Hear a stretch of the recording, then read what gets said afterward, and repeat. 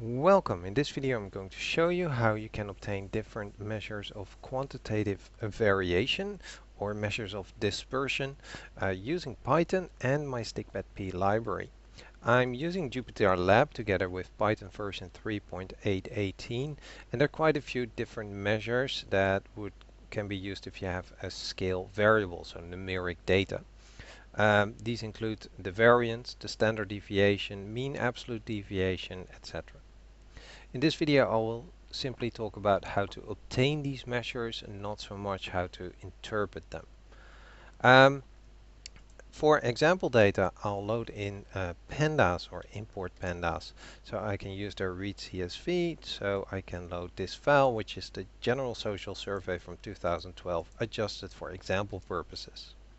I don't need all the data, I just need one numeric field, and age looked like a good numeric field. So I'm using that. I'm removing the missing values using the drop NA.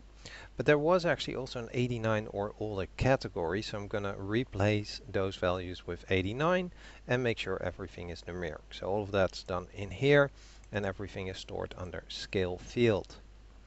Then my library is available by using not pip install and then the name of the library, but really the full link to my GitHub. Once you've installed it once, you can always import it just as any other library.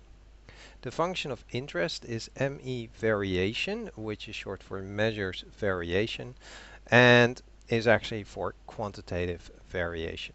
It takes as input the data, and if your data is ordinal, then you can specify with levels which numeric value you want each of the different categories to represent. You can choose the measure you want. If you type in question mark ME variation, you see more details. You can adjust by what the standard deviation or variance should be divided by. The default is the sample size -1, but you can change that then by setting it to 0 for a population version of these measures. You can also set your own measure where you can define what you want to use as the center, so either the mean, the median, or the mode. And then you can actually also specify the way to avoid zeros, which is by either squaring or taking the absolute value.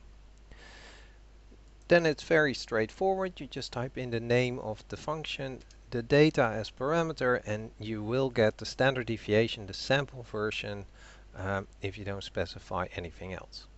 Just to show you all the different variations, you can of course loop over them, and then you get to see all the different measures that are available in this function.